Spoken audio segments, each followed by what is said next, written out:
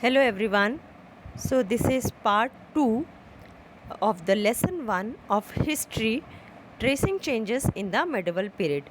So in this video I will be proceeding with the topic major developments. Fine.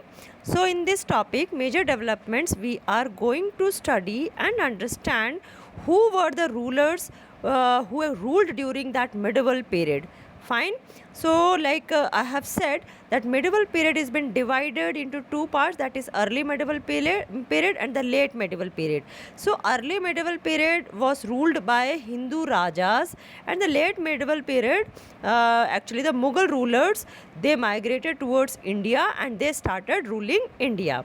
Now let us see one group of people who became important in this period were the Rajputs, a name derived from Rajputra, that means the son of a ruler. So between the 8th and 14th centuries, this term was applied generally to a group of warriors and who claimed as themselves as Kshatriya, which was a caste status, and the term actually included not just the rulers but also the chieftains, but also the soldiers, commanders. Fine. So and this group of people were having extreme valor. So extreme valor means great courage and a great sense of loyalty were the main attributes of the Rajputs. And other groups such as Marathas, Sikh, Jats, Ahoms and Kaist, these were also present at that time, and they were mainly the record keepers, right? Now the Rajput clans were constantly at war with one another. So, as I have discussed with you in the class also, this Rajput clan, no, they used to fight. They used to have battles among themselves. For what they used to have battle among themselves, for the capture of the areas, means they were fighting to have more and more region under their control, right? So this was the actually the you can say the negative point or the very weak point of the Rajput, which enabled Mughals to rule India. Now defeat of Prithviraj Chauhan, a Rajput king, brought India under the rule of slave dynasty. So because the Muhammad Ghori, no, in the second battle of Terrain is a place in Haryana, and nowadays it is known as Tarori in Haryana. So at that time, Prithviraj Chauhan, he was a Rajput king. He lost the second battle against Muhammad Ghori, and Muhammad Ghori was from the slave dynasty, like he was a slave of Afghan king, and he started actually means he had a battle with Prithviraj Chauhan, and after winning that he started ruling India.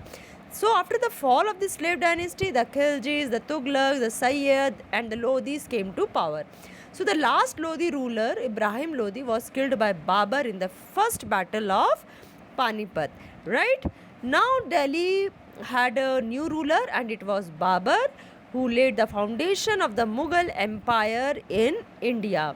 Babur's son Humayun, who was defeated by Sher Shah, an Afghan chief, but later he regained his empire, and his grandson Akbar, who actually was very intelligent and who consolidated and extended the Mughal empire over practically the whole of the North India and parts of the South. Now Jahangir, who succeeded Akbar, was a man of refined taste and an able ruler. Then was followed by Shah Jahan, who was a patron of art and architecture, right? So then his successor Aurangzeb was an able administrator, but his virtues were overshadowed by his rigid and strict doctrines. He was bit a rigid ruler, right? So the Mughal empire declined slowly after the death of Aurangzeb. Now the old and new religions we will be talking about. So here in this old and new religion, the old religion which was followed at that time was Hinduism, and slowly and in the old religion, right, people used to pray to the nature like Agni, then they used to pray to the Vayu, but later on they started, in this period only, medieval period, they started praying to the deities then they have then they used to construct temples, and this means the importance of brahmanas actually gained importance in the society. And the brahmanas, you know, they were well versed in Sanskrit text, which earned them a lot of respect in society. And in this period, one of the major development of this period was like the development of Islam religion in the subcontinent.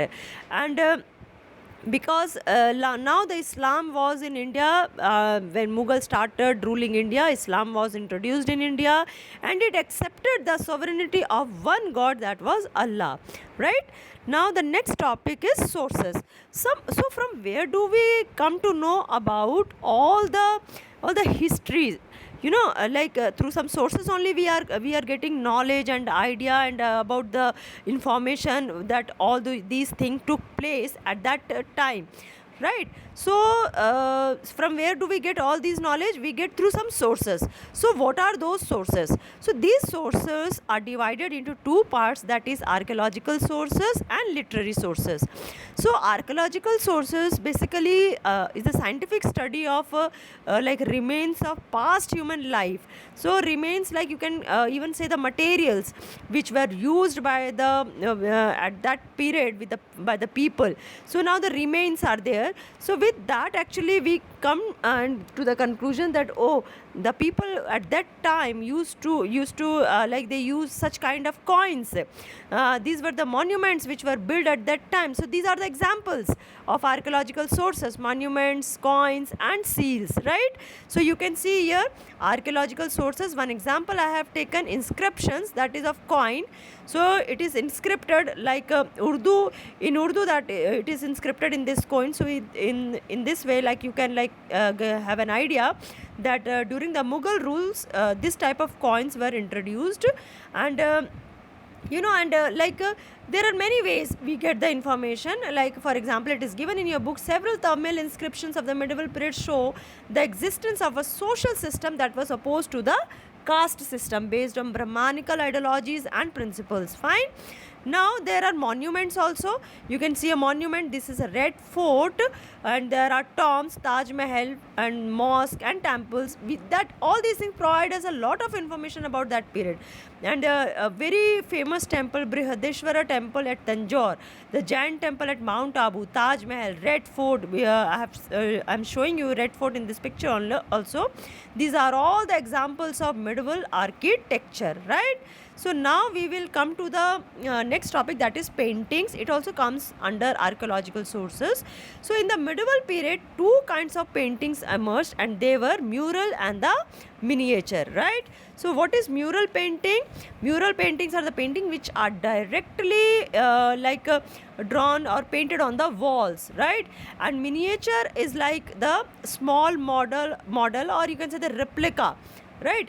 So they later emerged under the impact of Islam. The most famous school of miniature painting was the Mughal school. So in these two paintings, you can see the mural is the first one and the miniature is the second one, right? So now then about the coins I have said you. Now the literary sources are there. So in literary sources, actually literary sources are the sources where we get the information in a written form.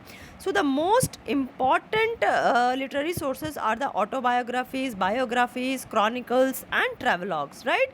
So autobiographies are the biographies which are written by a person himself about his life, and biographies are the biographies are in a written form, which actually a person used to write about someone else's life, right? So there are few autobiographies like Tuzuk-e-Jahangiri by Jahangir, and biographies like Humayun Nama by Gulbadan Begum throws light on the reign of Mughal Emperor Humayun, and even the Akbar Nama, right? So there are chronicles. So what are chronicle? It is a record of the rule of the kings, and it describes the life of the courts, life of the kings in the courts, and like how he used to and even the king used to employ chroniclers to record and write in detail about what happened during their reign, right? So Raj Tarangini by Kalhana, as I have discussed in the class also. Then Tarikh-e Farishta by Farishta. All these are the records which are being recorded during the Delhi Sultan times, right? Now are the travelogues. So travelogues are basically these are the basically it is also found in a written form, and basically it was written by the travelers who all visited during different periods in India. Right, so many Muslims and European travelers visited India during this period, and Muslim travelers visiting India wrote on account of their travels. As I have discussed, Ibn Battuta's Rihla described the reign of Muhammad bin Tughlaq, and even the Abdul Razak visited the kingdom of Vijayanagar and wrote about the conditions in the kingdom. Niccolo Conti gives an account of the kingdom of Vijayanagar and its war with Brahmani kings, and even the William Hawkins, who stayed in the court of Jahangir, he described the hierarchy of imperial officials of the Mughal court. Right, so this is all in this chapter. So in the next video we will be meeting in the next video with the first chapter of civics. So if you have any doubts or anything, you can even WhatsApp me, or we can even have a live discussion. Fine. Thank you everyone.